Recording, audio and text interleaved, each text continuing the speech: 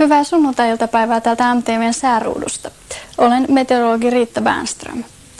Ja nyt on taas niin harmillisesti käynyt, että noista tietoliikenneyhteyksistä johtuen emme saakaan näitä satelliittikuvia. Mutta sen verran voin sääkarttojen pohjalta kertoa, että tuolla Keski-Euroopassa on edelleen se korkea paine ja siellä on ollut kaunista säätä. Ja toinen sitten on, toisin kuin sitten tuolla Mustanmeren pohjoispuolella on matalapaineen alue ja siellä on tullut yleisesti lunta.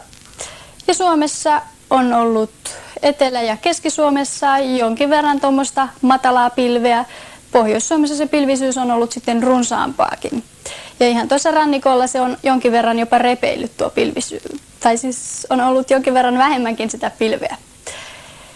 Ja tutkakuvissakaan ei tänään ole oikeastaan mitään kerrottavaa, sillä tämä Helsingin yliopiston tutka ei ole tässä Etelä-Suomen alueella havainnut sadetta. Ja samoin jatkuvat poutaisena seuraavat lähitunnitkin. Mutta koko maata ajatellen tässä illan ja yön aikana virtaa tuolta pohjoisesta kylmää ilmaa myös Etelä- ja Keski-Suomeen. Ja illalla sataa lunta hyvin yleisesti Pohjois-Suomessa, yön aikana myös Keski-Suomessa. Ja lämpötiloista sen verran, että tuolla pohjoisessa se pakkanen on kireää. Ja huomisaamun ennusteeseen se sentään on.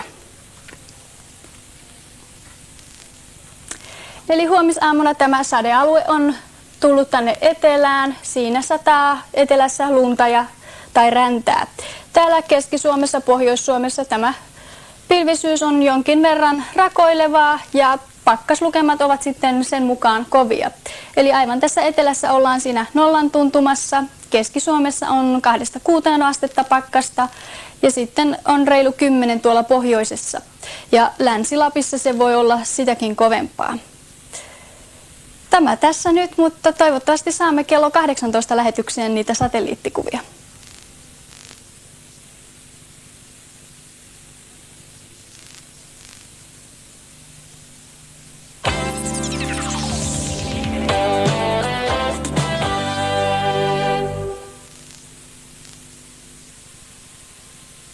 Mun ei tarvitse huutaa, eikä vääntää, eikä valittaa. 16,5 terää kurkulla odottaa. Mun ei tarvitse levähtää, eikä hypätä pyrrään pyörivää. 16,5 suut mahdossa vaan iskelee. Se on kamalaa. Just going through the motions one more time. You're looking in my eyes, but you don't see. Kioski, terve teille rasvanäpit, trokarit. Terve sulle vanha kakola ruuna, joka heilutessa nyrkkeinesi. Kadehtikaa kun katsotte kulkija, joka kämpillensä tässä taivaalla.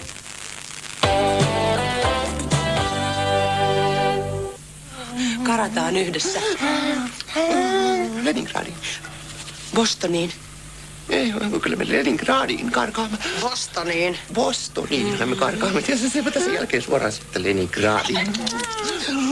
Huomenna. Huomenna.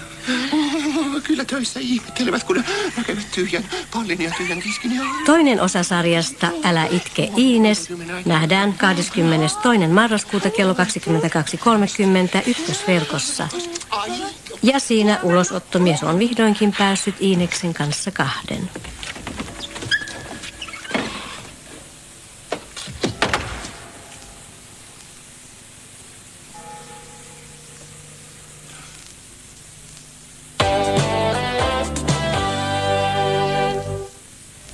MTV jatkaa kello 18. Heti sääruudun jälkeen alkaa näkökulmaohjelma 10 lasta, 10 kertomusta. Siinä 10 lasta kertoo, mitä on olla lapsi tämän päivän maailmassa.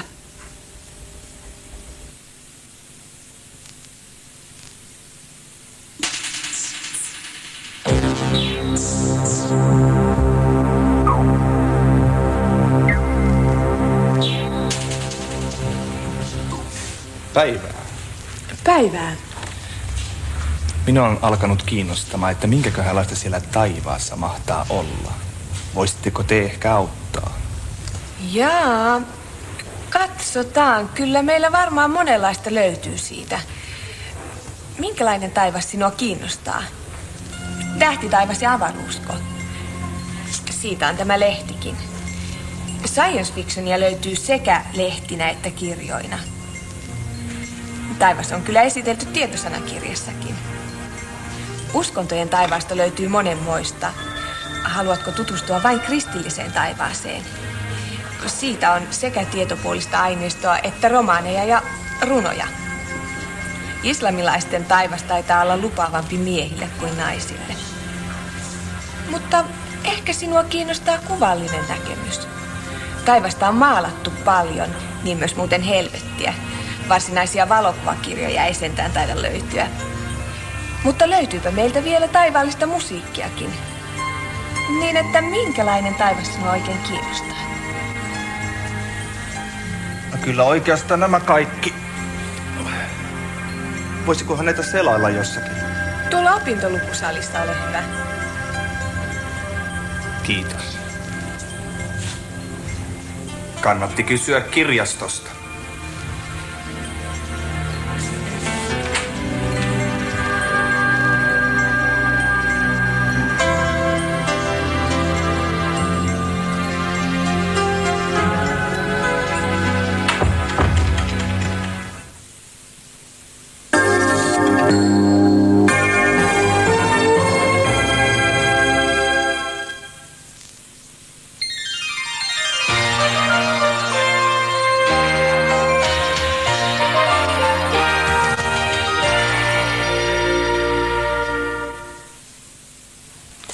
Huomenna marraskuun 20. päivänä tulee kuluneeksi 30 vuotta lapsen oikeuksien julistuksen hyväksymisestä.